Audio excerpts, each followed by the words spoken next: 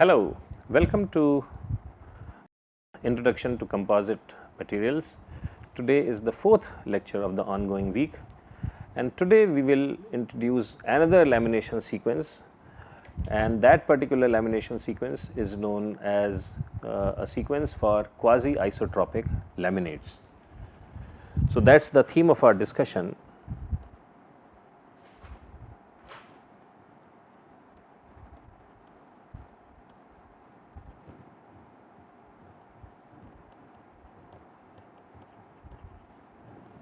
Quasi-isotropic laminates. This is what we want to discuss today. Now, here the purpose of the discussion or detailed analysis is to somehow figure out a smart way such that the properties of the laminate, not individual layers of the laminate, are similar to that of isotropic materials in the in plane direction, Okay. So, what does that mean? What that means is that if I have a laminate and if I pull the laminate in this direction,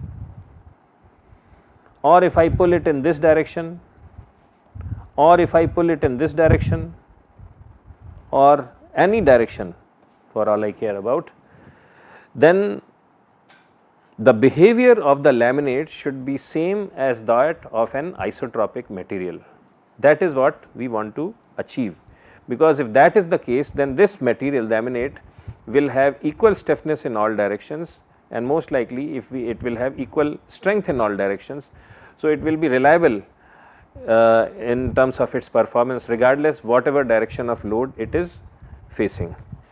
Now, this discussion I wanted to again re-emphasize is in context of only in plane response. We are not talking about whether the plate is going to have similar response when it is being bent in different directions. So, when we are talking about quasi isotropy, we are talking about the behavior of the plate in the in plane direction. Regardless of whichever direction we pull it, it will extend by the same amount. So, that is what the in plane response implies, and that is why we are talking about quasi, and it is quasi because we are only worried about the in plane response. We are not talking about the bending response of the system. Now, if we look at an isotropic plate,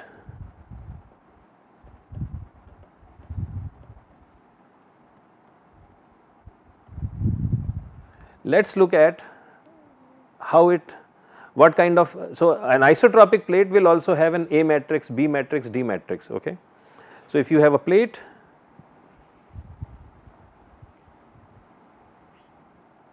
and it is made up of isotropic material, excuse me. So, this is, so let us say this is an isotropic plate. You can also generate its A, B and D matrices. Okay. If the plate is of uniform thickness, then its B matrix and the material is homogeneous throughout the thickness, then because there is same material on top and bottom of the mid plane, B matrix for this thing is going to be 0. Okay. And then what about the A matrix? So, the A matrix elements can be defined as Qij times, it is just single layer because it is one single material. So, thickness of the plate, right. And what are the elements for an isotropic material for the Q matrix? So, for isotropy, for isotropic materials, let us look at what is the Q matrix. Q is equal to E divided by 1 minus nu square. So, this is something we have discussed earlier, and then the second element is nu E divided by 1 minus nu square, third element is 0,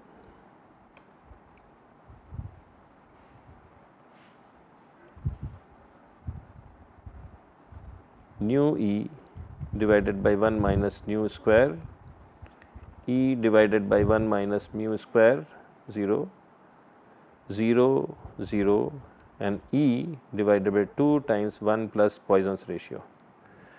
So, this is how the Q matrix looks for an isotropic material, and we can use these elements to compute elements of the A matrix for an isotropic plate. So, for isotropic plate,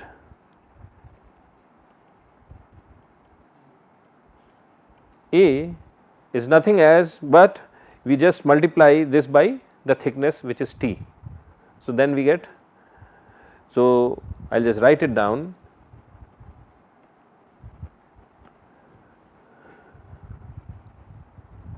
So, it is E times T divided by 1 minus Poisson square, 1 minus Poisson square, 0, 0, oh there is a T here,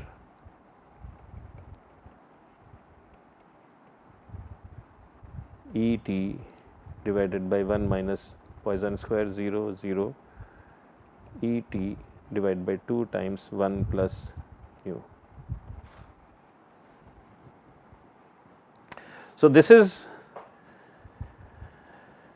the A matrix for an isotropic plate. What we want is a lamination sequence where the matrix looks something like this, where the matrix looks something like this. Okay. So, so this is an isotropic plate, this is an isotropic plate, and suppose there is a composite plate. So, let us say that a composite layer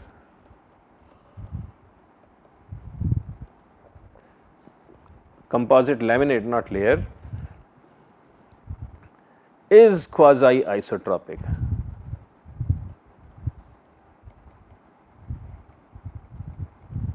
Let us assume that we have put layers in such a way that it is indeed quasi isotropic, and if it is indeed quasi isotropic, then A11 for that material will be same as A22.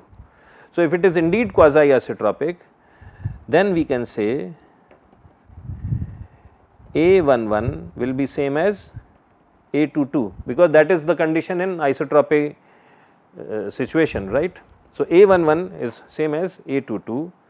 The other thing we see it is that if we look at A11 minus A12, if we take the difference A11 minus A12, what do we get? We get ET 1 minus nu square times 1 minus nu, and this 1 minus nu cancels out from numerator and denominator. So, it is E t divided by 1 plus nu, and this is nothing but twice of A66, it is twice of A66.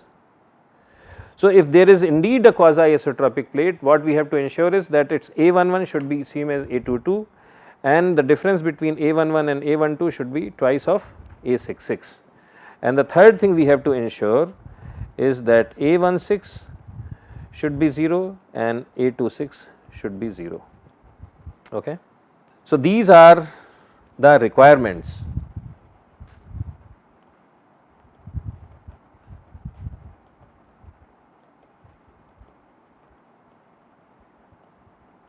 These are the requirements for quasi isotropy.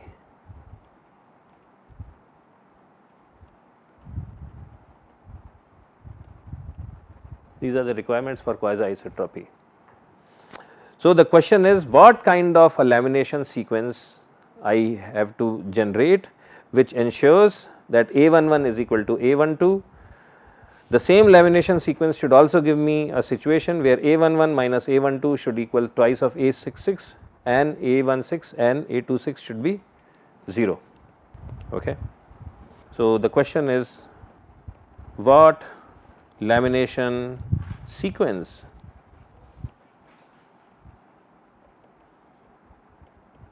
will ensure these conditions?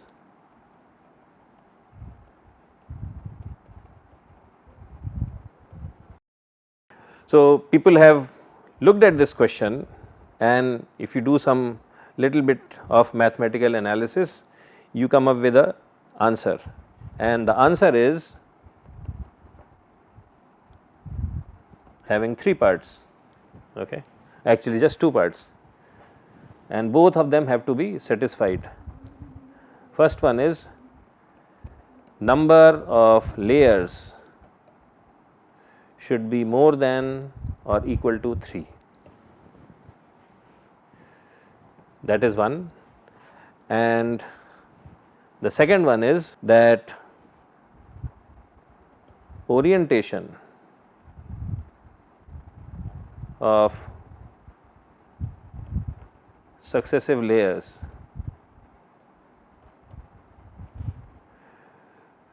should be in steps of pi over n radians. So, number of layers, so n is number of layers,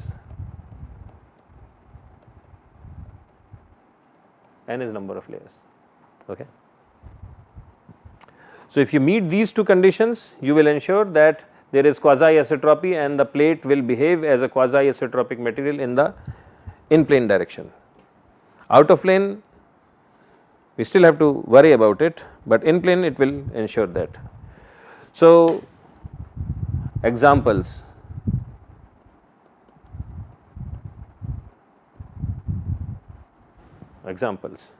Okay. Case 1, you can have first layer at 0 degree. So, minimum number of layers should be 3.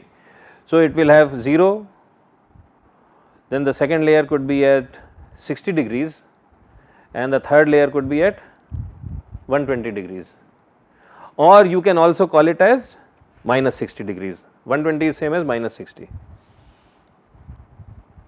Okay. So, you can have a 3 layer laminate, first layer 0, 60, minus 60. Okay. First layer is 0, 60 and minus 60, and when you do this, it will ensure that, so for this lamination sequence these conditions will be satisfied. A16 and A26 will be 0 because you have 60 and minus 60, and when you do all the calculations you will find out that A11 minus A12 will be equal to twice of A66, it will actually work out. Okay. But a problem with this lamination sequence is that it is not symmetric. So, B will be non-zero. So, you can have another example.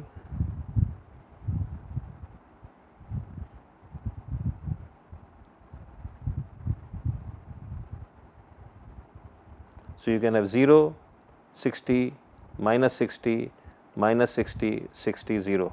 So, this is essentially 0, 60, minus 60 symmetric, and in this case B will be also 0 and it will still be quasi isotropic,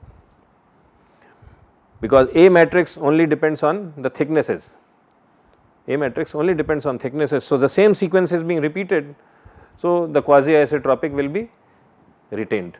The other thing is that in this case, because 60 and minus 60 are next to each other and minus 60 and 60 are next, D16 and D26 will also be a little bit less.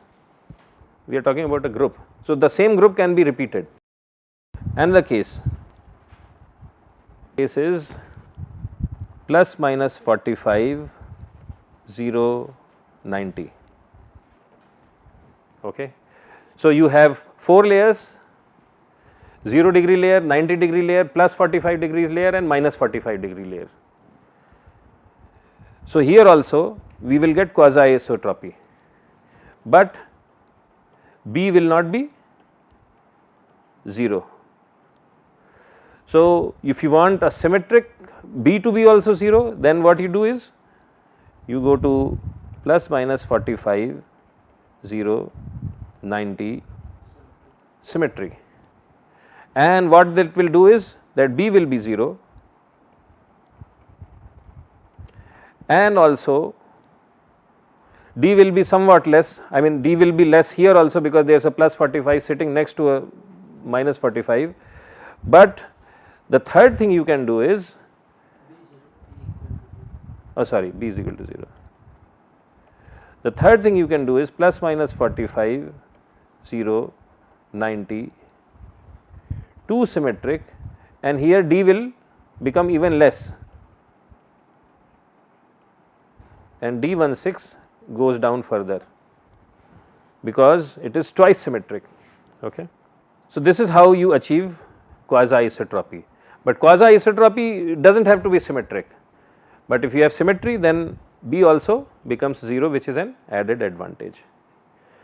So, this is what I wanted to discuss today in context of quasi isotropy.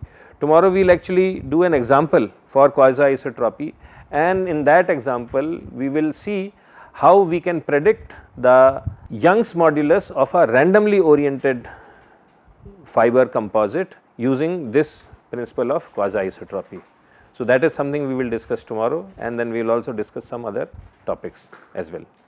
So, thank you, and we will meet once again tomorrow. Thanks.